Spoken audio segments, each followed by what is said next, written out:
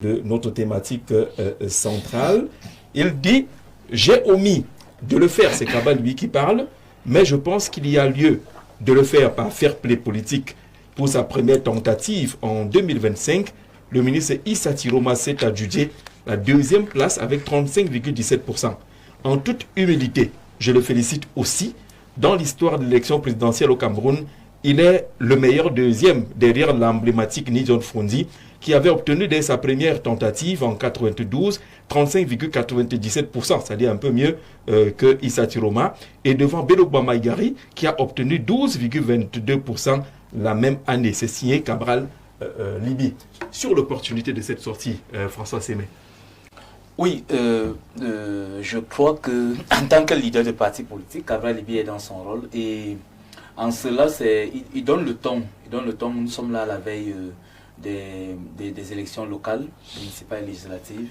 Et voyez-vous, après un long moment de silence, puisque nous avons tous constaté qu'après les élections présidentielles, le résultat qui a été assez difficile pour Cabral, il était normal qu'il fasse un recul tactique et qu'il revienne aujourd'hui après un silence stratégique poser un acte qui est purement politique, un discours et qui appelle, parce que voyez-vous, lorsque le leader ne parle pas pendant un long moment, c'est clair qu'à un moment les uns et les autres peuvent s'en inquiéter.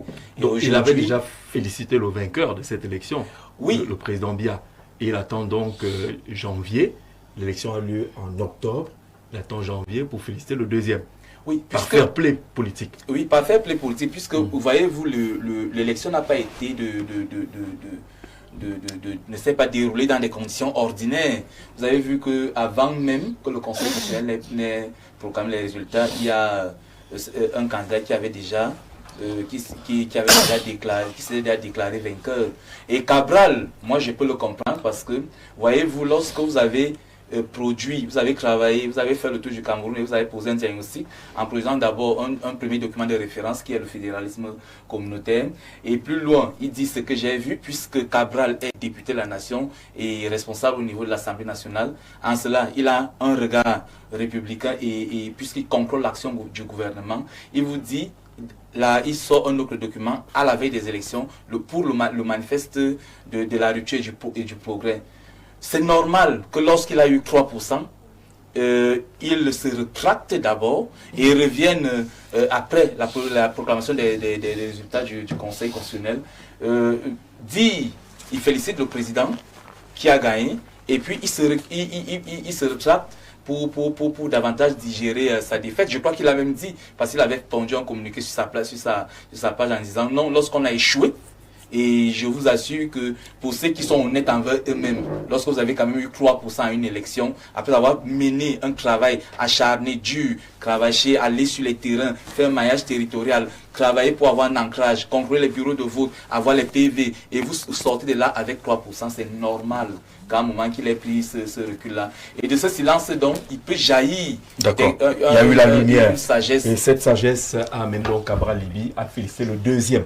Parce qu'il faut bien rappeler, il le félicite parce qu'il est deuxième avec ses 35,17%. C'est l'objet de cette félicitation-là pour la première participation de Issa Tiroma. Aussi, peut-être toute polémique, Jean-Jacques. Peut-être toute polémique parce que voyez-vous, il a été justement ça l'objet de la sortie de Cabral. Oui, tout acteur politique. Il fait cette déclaration étant à l'étranger. Tout acteur politique est essentiellement opportuniste. Je crois qu'il y a des hommes politiques très engagés, M. Mboutou, que je connais déjà un peu. Je crois que les acteurs politiques sont d'abord des hommes opportunistes. D'accord. Et l'opportunité fait le larron. Donc aujourd'hui que Cabral ait pris posture pour dire depuis l'étranger, peut-être c'est le lieu où cela devait plus impacter. Voyez-vous, c'est de là aussi qu'il a essentiellement lynché, vilipendé de ce côté-là. Donc, c'est bien que dans le même environnement, dans le même cadre, qu'ils prennent parole et qu'ils disent quelque chose. Et ce quelque chose-là voudrait dire que vraiment laisser toute polémique, Paul Biya a gagné. Paul Biya a gagné et plus loin. Et qu'il n'y a rien à redire. Il passe un message, mobilisez-vous pour aller vers les législatives. Je vais vous dire, sur cette sortie de Cameroun. Oui, je vais vous dire, on est dans une période, c'est stratégie, une période électorale, les élections législatives et les élections municipales. Je vais vous dire, Cabral, pour sortir, parce que normalement, On a lu les résultats, c'était en octobre. Pourquoi que c'est aujourd'hui, après il devait dire ça le même moment, comme il a félicité le président, le vainqueur. Et vous savez, comme il est à l'incharger, on ne sait pas comment il a fait. On peut faire comme ça, il a raconté. Non, je vous dis, il a raconté, Issa Chiroma pas derrière, ils ont causé certaines choses, que c'est stratégique. Peut-être. Oui, parce que quand vous voyez analyse, quand vous voyez chantier analysé, vous voyez, il a tu sais, en politique, il y a l'opportunisme. Il a utilisé cette pays, c'est que l'autre peut toujours, parce que les élections municipales, et vous voyez, beaucoup de Camerounais attendent beaucoup de choses que le chef d'État a promis. Ils n'ont pas encore eu. Comme il a fait le discours le 31 décembre, on attend. C'est ça qu'il faut aussi, vous utiliser ça. Tu parles, les Camerounais sont frustrés, je vous dis la vérité. Depuis qu'on a annoncé les remaniements, les Camerounais sont frustrés. Et c'est aussi ça. Peut-être que celui amène aussi à déclarer cette déclaration pour donner une conscience politique. C'est pour obtenir quoi, finalement? Non, c'est pour obtenir. Non, je vais vous dire, en politique, il y a ce qu'on n'a pas opportunité. Oui, parce que pour dire ceci, que si Issa Chiroma ne vient pas, c'est pour plaiser ses militants de venir vers lui. Je vous dis, quand il fait ça, c'est pour plaiser les militants. Les militants Issa Chiroma de venir vers lui. S'il ne se présente pas. Alors, disant que plaisez-vous, il n'a pas gagné. Oui. Il était deuxième. Il était Parce que ça deuxième. peut faire venir quelqu'un. Non, ça peut faire venir. Ils pensent qu'ils ont gagné. Non, je vais vous dire, quand vous voyez, on est dans une zone compliquée. Parce que beaucoup de gens sont fichus, même dans le parti qui gouverne. Beaucoup de gens attendent beaucoup de choses qu'on a promis, ils ne voient pas.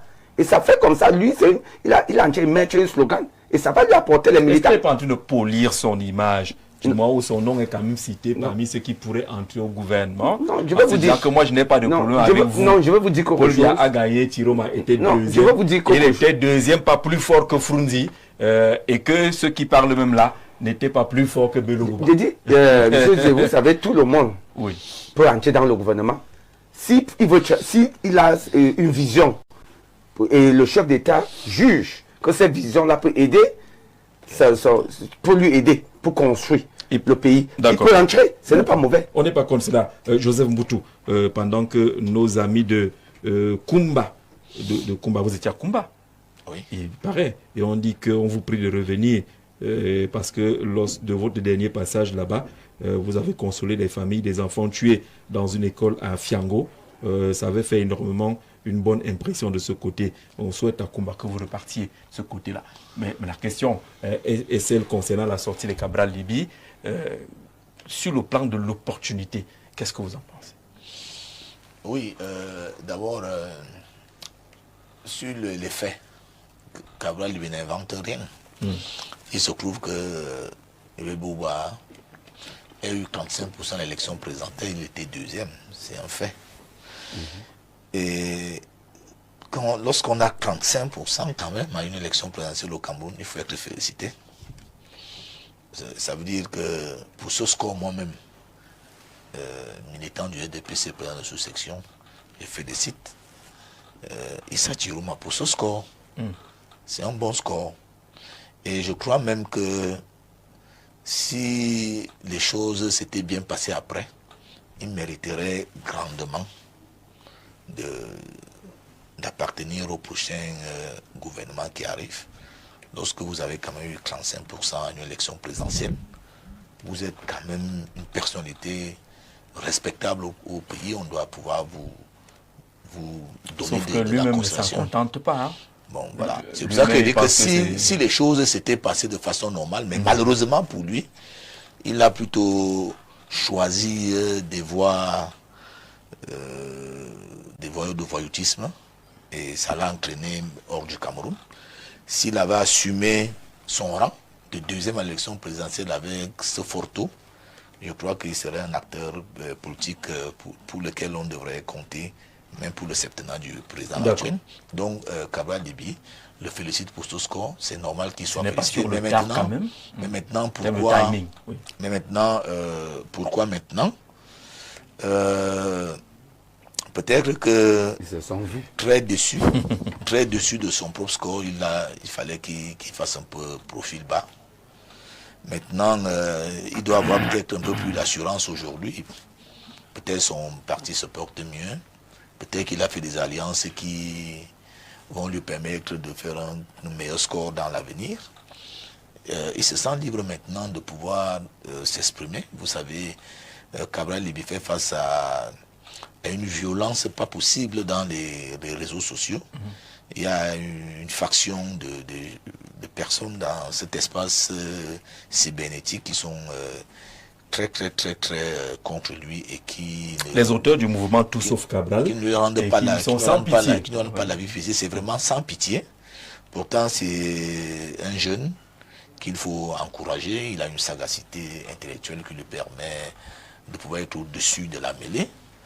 Il a posé des actions qui ont orienté d'autres politiciens, parce qu'on se souvient quand même qu'il était parmi les premiers à dire qu'il faut aller s'inscrire sur les listes électorales, que c'était un élément important pour la vigueur de notre démocratie. Il a créé 11 millions de Camerounais. Donc il est dans des labels politiques qui sont porteurs depuis longtemps. Et même comme il est de l'opposition, moi je crois que même dans son rôle de député, on l'a souvent vu à l'Assemblée nationale prendre des positions sur des sujets de gouvernance qui concernent tous les Camerounais.